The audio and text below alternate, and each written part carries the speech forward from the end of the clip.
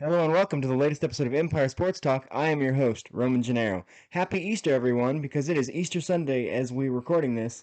So let's get started. The first thing I want to touch on is the Minnesota Timberwolves. Just the other night, they clinched a spot in the postseason by defeating the Clippers in the NBA play-in game, and that's great for them, and that's great for the city, and that's great for the team. Because they haven't been to the playoffs in a while. That's awesome. But many people thought that their celebration was a little over the top. Patrick Beverley jumping up on the scorer's table, um, flapping his jersey. Anthony Edwards lifting up his jersey to the crowd, and all of this extra stuff, saying, telling the Clippers to go home, to take their butts home, and this kind of stuff. And I thought it was a bit excessive. I try my hardest when doing this podcast and when looking at a sports issue to see both sides, and so I'm going to give you both sides of that. But to me, I think it's important to remember for the Timberwolves that even though I know they haven't had a lot of postseason success lately in the past several years, and this is a big deal for their franchise, and they even won the first game of the series against was it Memphis? They won the first game of the series against Memphis. That's great. But I think it's important to remember that this was to clinch a spot in the postseason. The play-in is not considered the playoffs. So this win clinched them a spot in the playoffs. This win only guaranteed them a series with Memphis. And as many people noted, including Shaquille O'Neal and Charles Barkley, and several players from around the league, you would have thought that the T-Wolves had won the NBA Finals with the way they were celebrating. I have no problem with being excited. I have no problem with showing some emotion in that situation, but it's also important to act like you've been there before. And I know it's been a while, like I said, but act like you've been there before. Act like this is just taking care of business.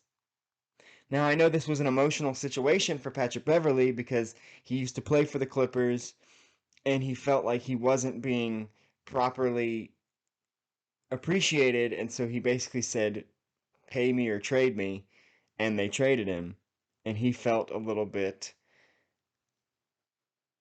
betrayed by that. So I get that this was an emotional game for him, and I get his reaction a little bit more. Just a little bit. I still think it was too much. Just a little bit more. But also, the game itself was not about Patrick Beverley. He had 7 points.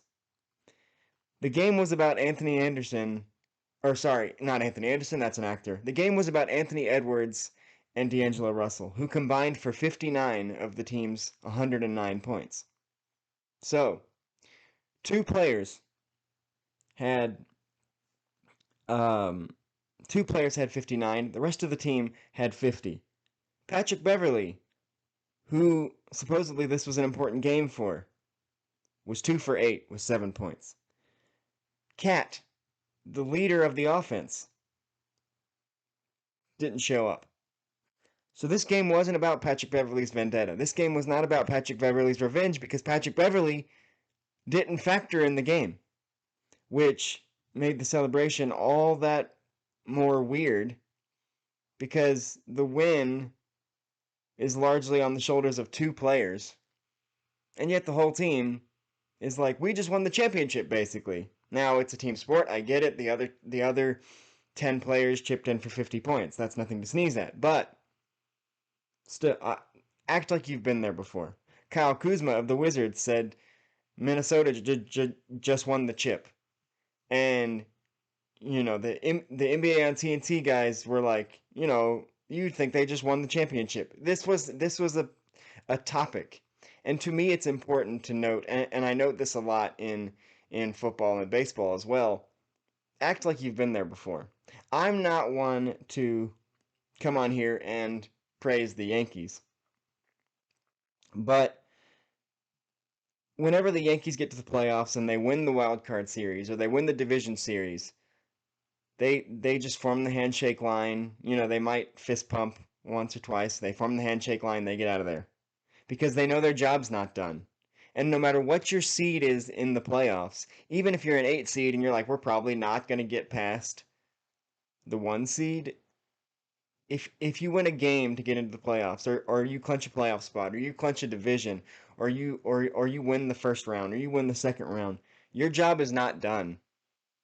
Your job is not finished. To celebrate like that, it says we accomplished everything we wanted to accomplish. We're done here. Act like your job's not finished. When it's the Yankees, they form the line, they get out of there. When it's a team that's been there before, they form the line, they get out of there. Now I know these are the a lot. This is a young team, and Patrick Beverly is their one of their veteran leaders. I get it, but the only time that is to me appropriate for a celebration like that is winning your conference or winning the title, not a one-off play-in game to get into the postseason as a 7 seed. That's not the time. Now, not everybody felt this way. This issue kind of divided the sports world. JJ Redick, for one, on his podcast, said the city cared, the players cared, the team cared, and we're gonna make fun of that. No one's making fun of how much the team cared. We like that they cared. What I think most people have a problem with is how much celebration and how much vitriol there was for a 1 game play-in victory that secured them a 7 seed against a very good Memphis team. That's what people had a problem with, is not that how much the city cared, because Minnesota is a great sports city. Or sorry, Minneapolis is a great sports city.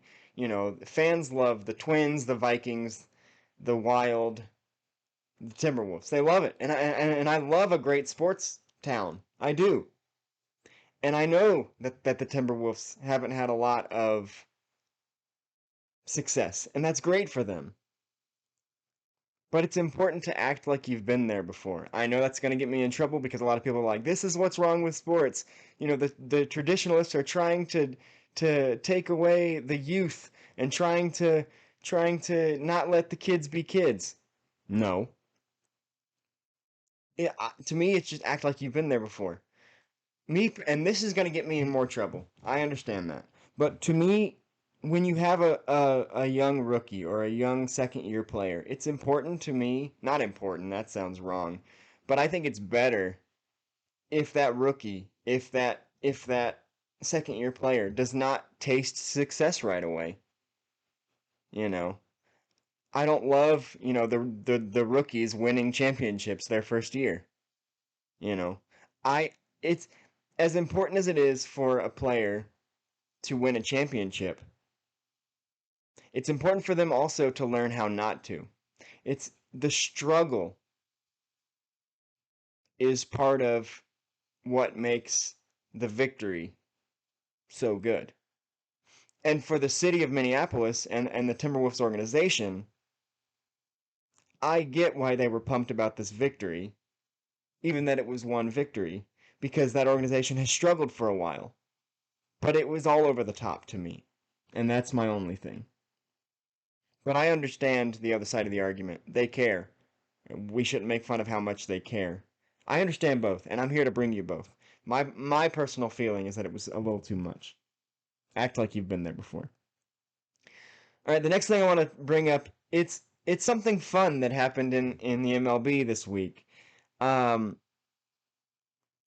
twin brothers, Taylor and Tyler Rogers, made MLB history on Monday when the San Diego Padres defeated the San Francisco Giants 4-2, because Taylor and Tyler Rogers, as I said, are twin brothers, and they're only the 10th set of twins to both play in the major leagues. Even better than that, they're the 5th set of twins to ever play in the same game.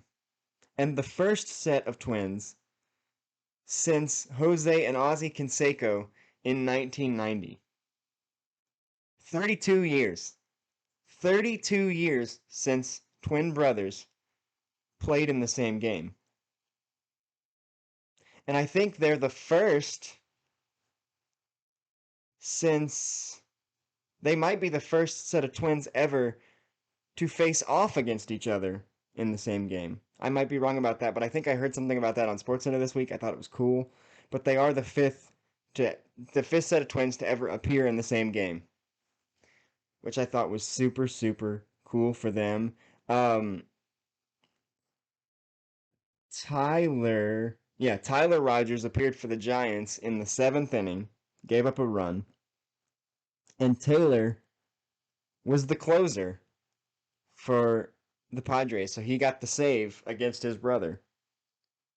Well, what I thought was pretty cool, before the game, in a moment that's usually reserved for the opposing managers, that both managers allowed the Rogers brothers to go out to home plate before the game and exchange the lineup card with the umpire, which I thought was a super super cool thing to do.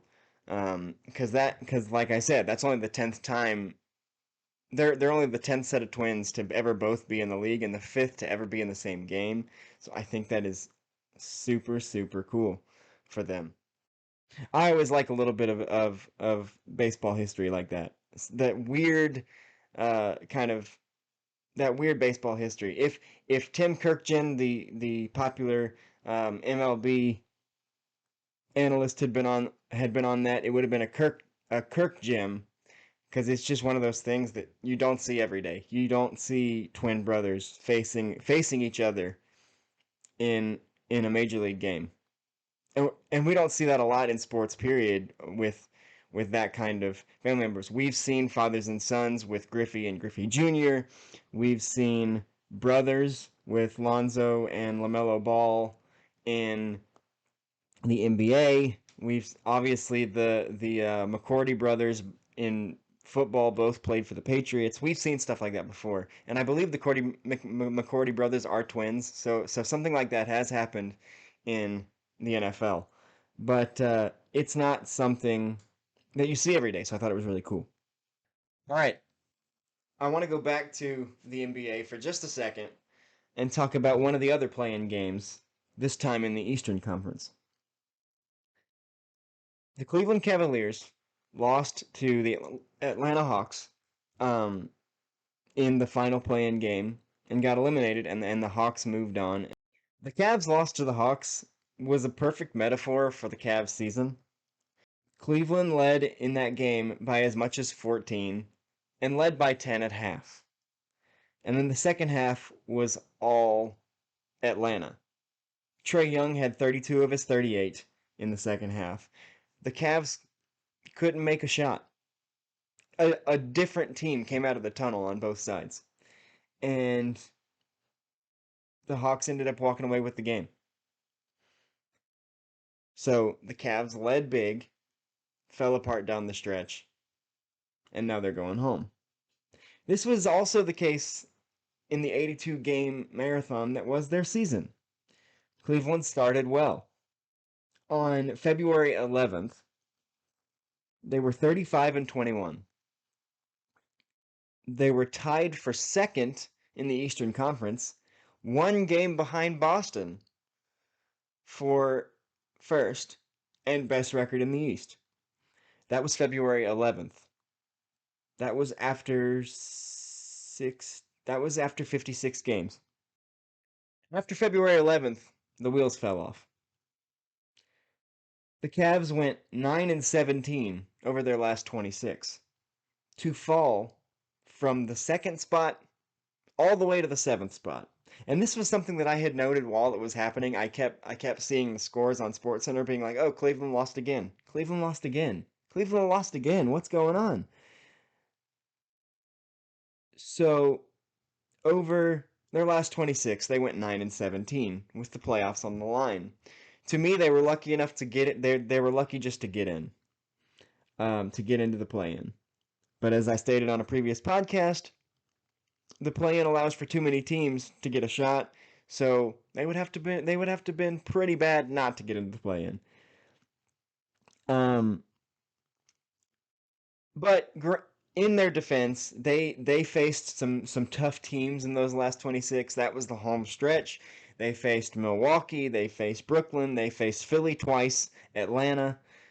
So it's not like they were facing the Magic and the Pistons every night for the last 26, but still, you're fighting for playoff seeding. You're trying to stay in the playoff hunt, and you go 9-17 your last 26. Good luck.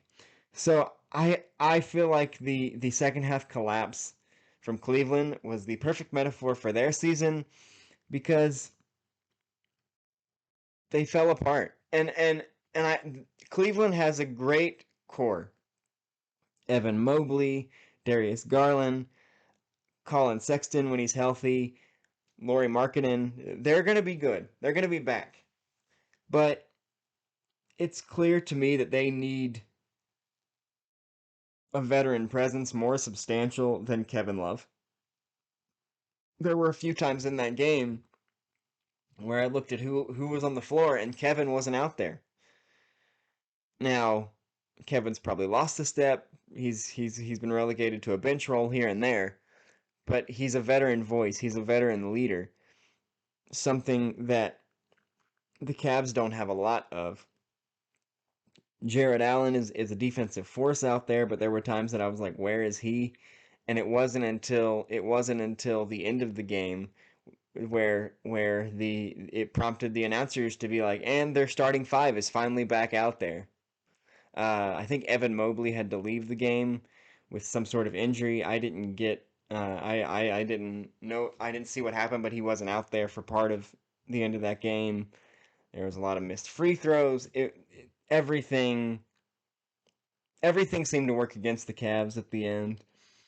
And that even happened with the Hawks losing their center, Clint Capella, who is quite a force down low. And so they didn't even have Clint Capella, and they don't know his availability for the series coming up. And so that's going to be an interesting storyline for them.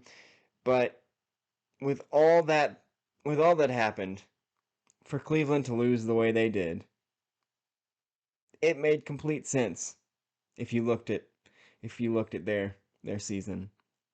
35-21 on February 11th, 9-17 the rest of the way, dropped from 2nd to 7th, and lost the play-in to Atlanta. And they were only in that final play-in, I believe, because they first lost to Brooklyn. So they could have locked up their spot in the first round of the playoffs that first night. They lost to Brooklyn. And then they were playing for their lives against Atlanta, who didn't have the best season themselves because they were in the Eastern Conference Finals the year before, and they too were playing for the play-in.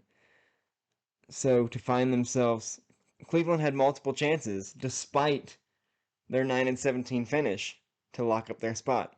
Brooklyn and Atlanta. Now, even with their seeding, a lot of people said they don't want to face Brooklyn. Brooklyn is still a favorite, one of the favorites to win the East, but they're an 8th seed for a reason. Cleveland had their chance with Brooklyn, they lost. Had their chance with Atlanta, they lost, and they're going home after limping into the play-in. I don't want to leave talking about the play-in game without giving props to Trey Young. I mentioned earlier that he scored 32 of his 38 in that game in the second half when the team needed him the most. But Trey Young is also the first player since 1973, the first player in almost 50 years to lead the NBA in total points and total assists in the same season. I wanna take a minute to appreciate him for that. When I used to do this podcast a few years ago, I used to have this segment called Emperor of the Week, where I would pick basically the MVP of the sports week and give them a special shout out. So I guess you could call that what's happening here. I guess you could call that. I guess you could say that Trey Young is the first Emperor of the Week in 2022, the first Emperor of the Week of Season 5. So I wanted to give a shout out to him for not only an incredible performance in a clutch game, but for the great season that he had that nobody's talking about. Because for the MVP race, we're talking about Jokic, we're talking about Joel Embiid, we're talking about Giannis, and yet Trey Young led the NBA in total points and assists, and he's the first player to do that in almost 50 years. That should get some notice. All right, this was a bit of a shorter episode, but that's all I have for you this week on Empire Sports Talk. I am your host, Roman Gennaro. See you next time.